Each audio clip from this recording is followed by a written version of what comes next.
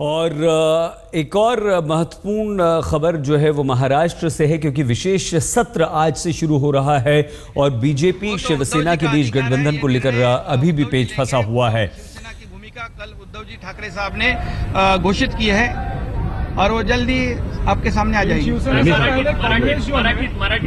मी आज महाराष्ट्राच्या साक्षीने खडसे मिळांकरता एक खास हिरवी टोपी आणलेली आहे। मराठी शाळांमध्ये कोणी मागणी करत नसताना देखील आणि खडसे साहेबांचा शिक्षणाशी काही संबंध नसताना देखील जे पूर्वीच्या कुठल्याही मुस्लिम मंत्र्याला जमलं नाही ते खडसे साहेबांनी करून दाखवलं आणि मागणी नसताना मराठी शाळेमध्ये उर्दू शिकवण्याचा घाट घातला। यापुढे मराठी शाळेमध्ये उर्दू शिक्षकाची भरती होईल। मुसलमानाचा एक मुलगा जरी आमच्या मराठी शाळेत आला त्याला शिकवण्याकरता उर्दूच्या शिक्षकाची व्यवस्था करावी लागेल, मग त्याच्या नमाजाची व्यवस्था करावी लागेल। अशा प्रकारचा ये शिवसेना के विधायक है जो पहुंचे हैं। 288 सदस्यों वाली इस विधानसभा में 63 शिवसेना के सदस्य हैं। बीजेपी सहयोगी दलों के 123 हैं, लेकिन किसी को पूर्ण बहुमत नहीं है और शिवसेना और बीजेपी दोनों में गठबंधन को लेकर पेच अभी भी फंसा हुआ है।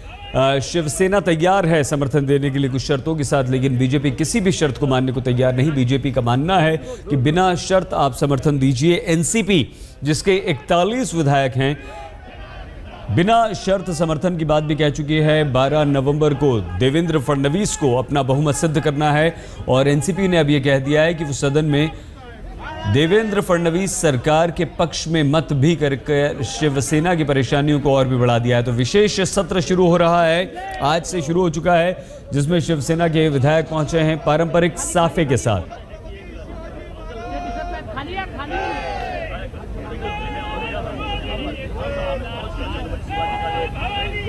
युवक अगर मराठी पाठशाला में प्रवेश लेता है तो उनके लिए एक शिक्षक रखना पड़ेगा, फिर उस शिक्षक के लिए नमाज पढ़ने की बंदोबस्त करना पड़ेगा। शुक्रवार को उस स्कूल को 11 बजे से 2 बजे तक छुट्टी देने की सहूलत देनी पड़ेगी। ये सब खड़से मियाँ का जो कारोबार है मंत्री करके, जो किसी भी मुस्लिम धर्म के मंत्री ने किया नहीं था, वो एक कदम आगे डाल के उन्होंने किया है। उसको ये बख्शिश देने के लिए मैंने ये टोपी लाया है।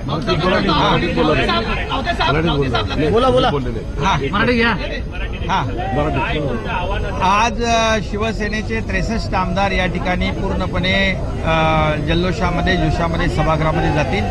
सर्वप्रथम मी उद्धवजींचं मनापासून अभिनंदन करतो, त्यांना धन्यवाद देतो की मला गटनेते पदाची जबाबदारी उद्धवजींनी दिली आहे। निश्चितपणे शिवसेनेला अपेक्षित असलेलं काम, या महाराष्ट्रातल्या जनतेला अपेक्षित असलेलं काम हे 63 आमदार टीम म्हणून करतील आणि या महाराष्ट्रातल्या कमलेश सुतार हमारे संवाददाता जुड़ चुके हैं विधानसभा के बाहर से। कमलेश, शिवसेना के विधायक पहुंचे हैं, विशेष सत्र है।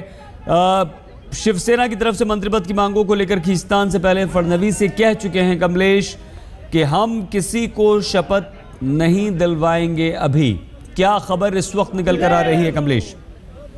इससे पहले सईद, सबसे पहली बात आपको बताना चाहूंगा कि शिवसेना विधायक जैसे ही अंदर पहुंचे, आज जो आसन व्यवस्था होगी पहले दिन की शपथ ग्रहण के वक्त, शिवसेना आज के दिन के लिए तो ऑपोजिशन बेंचेस पर ही बैठेगी। पहला दिन है आज इस विशेष सत्र का और काफी उत्सुकता थी कि शिवसेना की आसन व्यवस्था क्या होगी, वहां पर बैठेगी शिवसेना। तो आज के दिन के लिए शिवसेना विधायक ऑपोजिशन के बेंचेस पर बैठे हैं। जहां तक बाकी पॉलिटिकल डेवलपमेंट की बात है, शिवसेना अभी भी अपने रवैये पर अड़ी है, अभी भी कोई इसमें हल निकलता हुआ नजर नहीं आ रहा है। बीजेपी के बारे में शिवसेना के पार्टी प्रमुख उद्धव ठाकरे ने कल अपनी भूमिका स्पष्ट कर दी थी। एनसीपी को लेकर बीजेपी अपनी भूमिका, अपना रुख साफ करे और बीजेपी के नेता और महाराष्ट्र के मुख्यमंत्री ने भी ये बात कह दी थी कि बाकी चर्चा बाद में होगी, पहले उन्हें समर्थन देना होगा। तो जो पूरा मामला है अभी भी उसी तरह अटका हुआ है। लेकिन शपथ विधि के बाद परसों जब बहुमत सिद्ध करना होगा तब देखना पड़ेगा शिवसेना असली में क्या भूमिका लेती है। कितनी बड़ी चुनौती है ये बहुमत सिद्ध करना फडणवीस के लिए कमलेश? देखिए, बहुत बड़ी चुनौती ये नहीं होगी, लेकिन आइडियोलॉजी का सवाल होगा। एनसीपी ने पहले ही ये बात स्पष्ट कर दी थी कि सिर्फ बहुमत के वक्त ही नहीं बल्कि स्पीकर के चुनाव के वक्त भी एनसीपी भाजपा को समर्थन देगी। भाजपा के 122 विधायक है, एनसीपी के 41 विधायक है, तो ये आराम से जो जादुई आंकड़ा है वो पार कर सकते हैं। लेकिन आगे चलकर इस आइडियोलॉजी को लेकर, जिस एनसीपी के खिलाफ नरेंद्र मोदी ने खुद महाराष्ट्र में आकर जमकर प्रचार किया था, एनसीपी को नेचुरली करप्ट पार्टी का दर्जा दे दिया था, उस एनसीपी का सपोर्ट लेने के बाद और ऐसे स्थिति में अगर शिवसेना विरोध में बैठती है तो शिवसेना के हाथ में ये मुद्दा आ जाएगा और भाजपा को इसका सामना करना आने वाले दिनों में मुश्किल होगा।